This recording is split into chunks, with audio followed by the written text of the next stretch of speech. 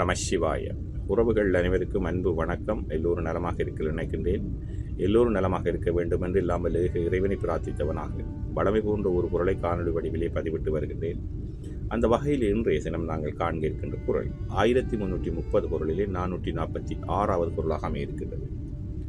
நல்ல அறிவுடையோரின் நட்பு வட்டத்தோடு இருப்போமாக இருந்தால் தீங்கி செய்யக்கூடியவர்கள் கூட எங்களுக்கு ஒன்றும் செய்ய முடியாதவர்களாக இருப்பார்கள் என்பதை இந்த குரல் அழகாக தெளிவாக சொல்லியிருக்கின்றது. பார்ப்போமாக இருந்தால், தக்கார் இனத்தனாய் தானெழுக வல்லானை செற்றார் செய்ய கிடந்ததில். தக்கார் இனத்தனாய் தானெழுக வல்லானை செற்றார் செய்ய கிடந்ததில் என்பதாக அமைந்திருக்கின்றது. இதற்கான முதலாவதுடைய நாங்கள் பார்ப்போமாக இருந்தால், தக்க பெரியாரின் கூட்டத்தில் உள்ளவனாய் நடக்க வல்ல ஒருவனுக்கு அவனுடைய பகைவர் செய்யக்கூடிய தீங்கு ஒன்றுமில்லை என்பதாக அமைந்திருக்கின்றது. அதாவது நல்ல அறிவுடையோரின் மூத்தோர்களினுடைய நட்பு வட்டத்துக்குள் அல்லது அவருடைய கூட்டத்திலே நாங்கள் இருப்போமாக இருந்தால் எங்களுக்கு தீங்கு நினைக்கக்கூடியவர்களால் கூட எங்களுக்கு ஒன்றும் செய்ய முடியாமல் போகும் என்பதைத்தான் முதலாவதுரை அழகாக சொல்லியிருக்கின்றது. தக்க பெரியாரின் கூட்டத்தில் உள்ளவனாக நடக்க வல்ல ஒருவனுக்கு அவனுடைய பகைவர்கள் செய்யக்கூடிய தீங்கு ஒன்றுமில்லை என்பதாக அமைந்திருக்கின்றது. அதே போன்றுதான் தக்கர் இனத்தனாய் தானெழுக வல்லானை செற்றார் செய்ய கிடந்ததில் என்ற குரலுக்காக கலைஞர் அவர்களும் ஒரு உரையை தந்திருக்கின்றார்கள். அதை பார்ப்போமாக இருந்தால், அறிவும் ஆற்றலும் கொண்ட ஒருவன் தன்னை சூழவும் அத்தகையோரை கொண்டிருந்தால் பகைவர்களால் எந்த தீங்கையும் விளைவிக்க முடியாது. அறிவும் ஆற்றலும் உள்ள பெரியவர்களுடன் நாங்கள் நட்பு கொண்டவர்களாக இருப்போமாக இருந்தால், அவருடைய கூட்டத்தில் அவருடைய உறவாக இருப்போமாக இருந்தால் எங்களுக்கு எவராலும் எந்த தீங்கையும் செய்ய முடியாது. பகைவர்களால் எங்களுக்கு எந்த தீங்கையும் விளைவிக்க முடியாமல் போகும் என்பதைத்தான் கலைஞருடைய உரையும் அழகாக சொல்லியிருக்கிறது.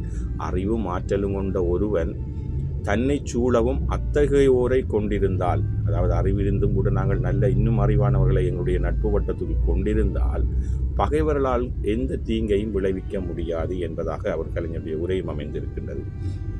அதே போன்றுதான் தக்கார் இனத்தனாய் தானெழுக வல்லானை செற்றார் செய்ய கிடந்ததில் என்ற குரலுக்காக சாலமன் பாப்பை அவர்களும் அழகான ஒரு உரையை தந்திருக்கின்றார்கள். அதை பார்ப்போமாக இருந்தால்,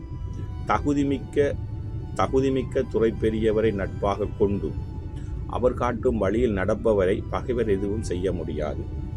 நல்ல அறிவுள்ளவர்கள், நல்ல அலுவலசாலிகள், நல்ல மூத்தவர்கள், அறிஞர்கள் வழியிலே நாங்கள் நடப்போம், அவர்கள் காட்டுகின்ற வழியிலே நாங்கள் நடப்போமாக இருந்தால், அதாவது குரு சொல்லுவார்கள், அப்படியான நல்ல அறிவுடையவர்களின் வழியிலே நாங்கள் நடப்போமாக இருந்தால் எங்களுடைய வாழ்க்கையிலே எந்த பிழையும் ஏற்படாது, எவராலும் எந்த தீங்கையும் எங்களுக்கு செய்ய முடியாது என்பதைத்தான் சாலமன் பாப்பா உரையும் அழகாக சொல்லியிருக்கின்றது. தகுதிமிக்க துறை பெரியவரின் நட்பை கொண்டு அவர் காட்டும் வழியில் நடப்பவரை பகைவர் எதுவும் செய்ய இயலாது என்பதாக அமைந்திருக்கின்றது. உண்மையிலேயே தக்கர் இனத்தனாய் தானெழுக வல்லானை செற்றார் செய்ய கிடந்ததில் என்ற பொருளுக்கான 3 உரைகளை நாங்கள் பார்த்தோம்.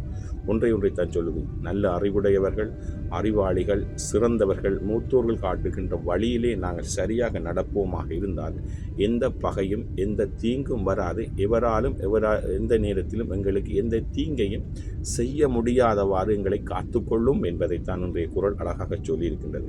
நல்லொரு குரலாகவும் நல்லொரு உரையாகவும் அமைய பெற்றிருக்கின்றது. நாங்களும் எங்களுடைய வாழ்க்கையிலே நல்வழிப்படுத்தக்கூடிய பெரியவர்களுடைய வழி நடந்து நல்லவர்களாக நாங்கள் வாழ வேண்டும். அழகான ஒரு குரலாக அமைந்திருக்கின்றது. தக்கார் இனத்தனாய் தானெழுக வல்லானை செற்றார் செய்ய கிடந்ததில். ஓம் நம சிவாய. நன்றி, வணக்கம். அடுத்த ஊரில் சந்திக்கலாம்.